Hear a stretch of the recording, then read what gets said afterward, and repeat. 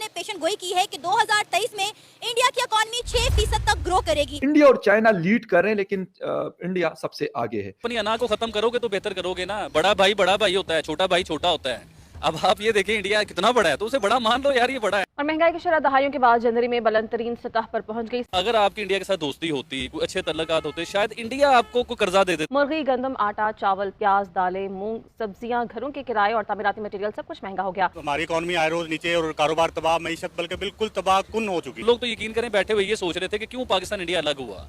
आज इंडिया पाकिस्तान दोनों साथ होते तो उधर आज भी 150 रुपए किलो चिकन है, 80 रुपए किलो, 80 रुपए का वो उधर वो डॉलर, आज भी 80 रुपीज का डॉलर है उधर, इधर 300 रुपए का डॉलर होने वाला है। IMF ने पाकिस्तान से सख्त इकदाम लेने का मुतालबा करते हुए कहा है कि पाकिस्तान इजाफी टैक्सेस की मंजूरी पार्लियामान से ले। प्रैक्टिकली IMF ने पाकिस्तान के सामने शराइत की लाइन लगा दी है कि जिसे पूरा करना होगा, and we do not have another option. और आपको इस टाइम देखें, अभी भी डिसीजन नहीं लेंगे तो कब लेंगे, जब ये मुल्क खत्म हो जाएगा। जय हिंद दोस्तों, IMF ने ग्लोबल इकोनॉमी और भारतीय इकोनॉमी को लेकर बहुत अहम बयान दिया है। ग्लोबल अर्थव्यवस्था को लेकर IMF ने बताया है कि ग्लोबल ग्रोथ साल 2023 में पहले की अपेक्षा में कम रहने की संभावना है। वही भारत की अर्थव्यवस्था की बात करें तो इस तिमाही में भारत की इकोनॉमी दुनिया की सबसे तेजी से बढ़ने वाली इकोनॉमी होगी। आर्थिक तंगी से जूझ रहे कंगाल पाकिस्तान को एक और तगड़ा झटका लगा है। अंतर्राष्ट्रीय मुद्रा कोष IMF ने पाकिस्तान की प्रपोजल को खारिज कर दिया है, जो उसने IMF से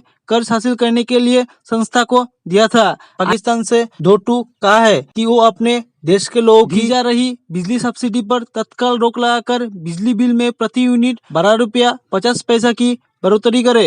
ऐसी क्या वजह है कि इंडिया की इकोनॉमी इतनी तेजी के साथ ग्रो कर रही है? वो लोग मुहब्बे वतन है, अपने मुल्क के साथ संसेर है, उनके सियासतदान, इसलिए उनकी इकोनॉमी जो है दुनिया में 5वें नंबर पे आई हुई है और बड़ी स्पीड में, मतलब वो अपने लोगों के साथ संसेर है, इसलिए सारा कुछ हो रहा है और ऊपर जा रहे हैं वो लोग। आपको पता है IMF ने भी पेशन गोई कर दी है कि इंडिया इस साल 2023 में 6% तक बड़ी तेजी के साथ ग्रो करेगा।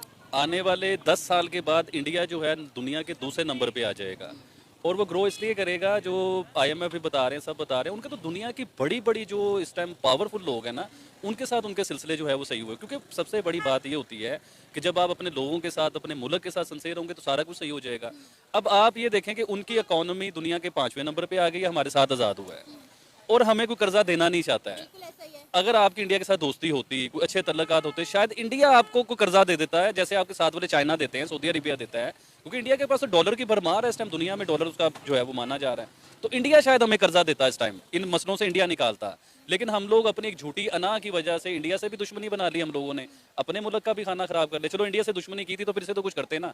अब तो इस लेवल पे आप आ गए हो कि आप ब्लैक लिस्ट की तरफ जा रहे हो, आप डिफॉल्ट की तरफ जा रहे हो, बैंकक्रप्ट होना चाह रहे हो आप लोग। देखिए तरक्की का कॉन्सेप्ट जो था ना, वो हम लोगों के ज़हन से निकल गया हुआ है। अब वो तरक्की का कॉन्सेप्ट है इंडिया वालों के ज़हन में, क्योंकि वो लोग तरक्की करना चाहते हैं, वो अपने लोगों के साथ संसेर है, मुहब्बे वतन है। आप देख लें गूगल का जो CEO है वो कौन है, वो भी इंडिया का है। दुनिया की किसी भी चीज़ पे आप देख लें इंडिया पावरफुल है, गाड़ी वो अपनी बना रहा है, ईच एंड एवरीथिंग। तो हर चीज़ में इंडिया हम लोगों से बहुत आगे है, हम लोग उसे अपने साथ कंपेयर नहीं कर सकते। आज से 30-40 साल पहले हम लोग कंपेयर करते थे अपने साथ और वो कहते थे कि आपका हमारा लेवल ग्राफ सेम नहीं है। अब हमें समझ आया है कि वाकई हमारा ग्राफ उनके साथ नहीं। देखिए सब लोग want to become world power. India में एक बहुत ही अजीब एहसास है कि we are great, we just have to show that we are great. वैसा है, it is not about making India great, we assume that India is great, it's just that we are not able to show it to the rest of the world. अब मौका मिला है historic to show, so everybody is trying to do something great. थोड़े 1-2 साल पहले मैं पढ़ा था कि a lot of Indian American के बच्चे जो यहाँ पैदा हुए और बड़े हुए और जो टॉप स्कूल से पढ़े हुए हैं, जिनकी तनख्वाहें 1 लाख 2 लाख डॉलर की है, वो ये जॉब छोड़कर इंडिया जा रहे थे, because it was exciting to be part of India's resurgence ना।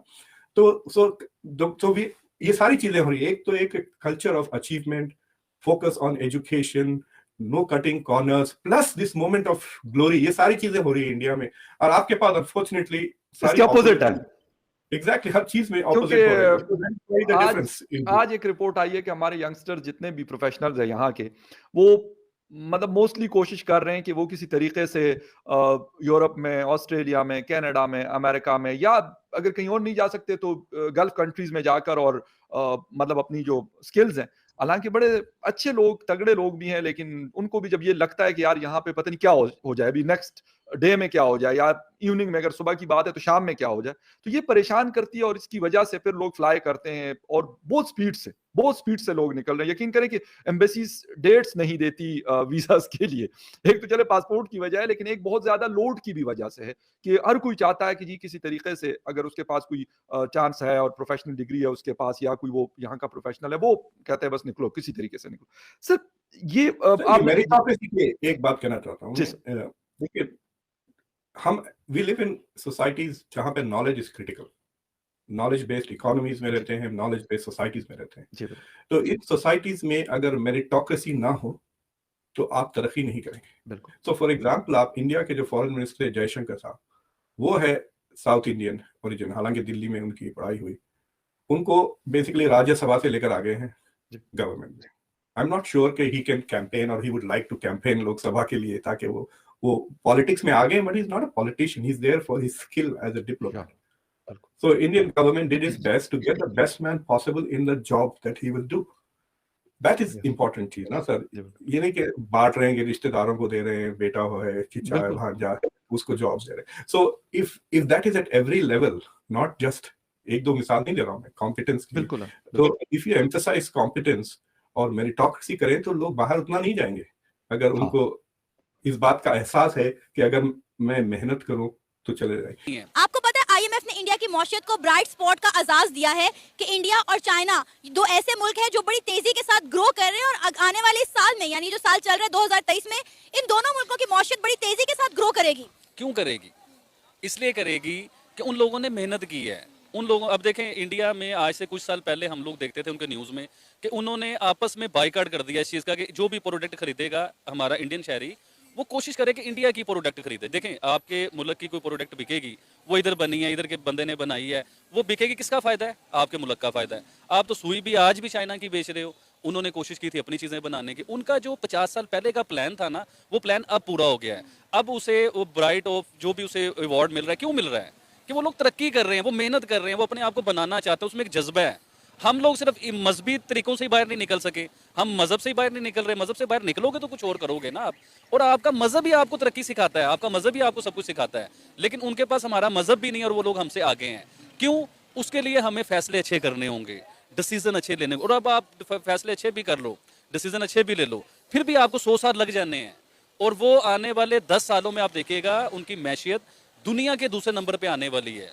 तो हम लोग तो यकीन करें बैठे हुए ये सोच रहे थे कि क्यों पाकिस्तान इंडिया अलग हुआ. आज इंडिया पाकिस्तान दोनों साथ होते तो उधर आज भी 150 रुपए किलो चिकन है, 80 रुपए किलो, 80 रुपए का वो उधर वो डॉलर, आज भी 80 रुपीज का डॉलर है उधर. इधर 300 रुपए का डॉलर होने वाला है.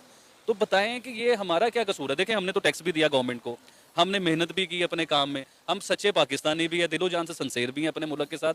तो फैसला तो उसने करना था ना जो ऊपर बैठा हुआ था. और आपके साथ जो सऊदिया था ना, जो आपका दोस्त था, वो भी तकरीबन लग रहा है कि आपसे नाराज हो रहा है.